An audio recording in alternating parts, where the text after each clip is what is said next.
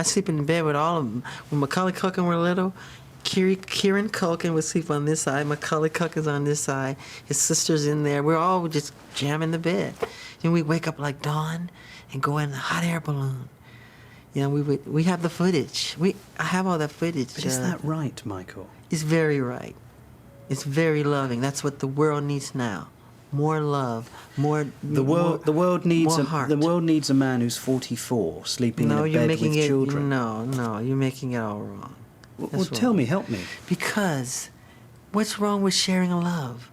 You don't sleep with your kids or some other kid who needs love, who didn't have a good childhood? No, I don't. I would never dream of sleeping. I would never dream. Because you've never been where I've been mentally. What do you think people would say if I said, well, I've invited some of my daughter's friends round or my son's friends round and they're going to sleep in the bed with me tonight? That's fine. What do you think their parents would say?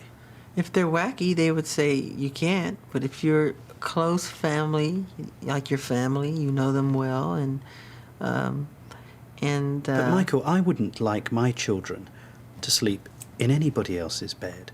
Well, I wouldn't mind if I knew the person well, and if I'm very close to Barry Gibb, Paris and Prince can stay with him anytime. My children sleep with other people all the time.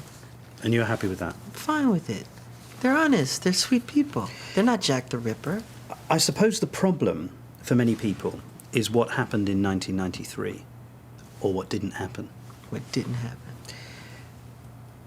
Just cast your mind back. What was that like when you first heard the allegations that were being made against you? It was shocking, and I'm not allowed to talk about this by way of law.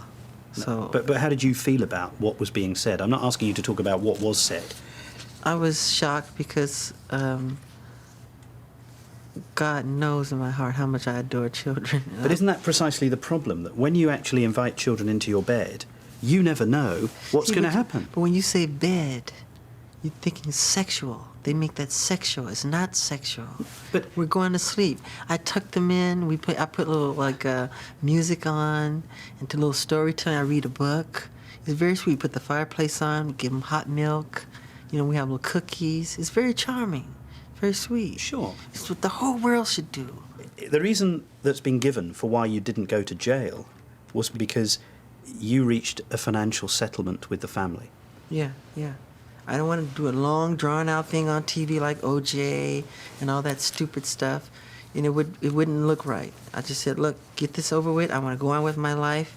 It's just ridiculous. I've had enough. Go.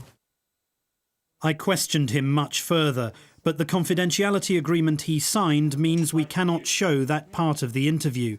My questions had upset him deeply. People don't even eat with their fathers anymore, or their mothers. The family bond has been broken. It's an outcry for attention why kids are going to school with guns. They want love. They want to be touched. They want to be held.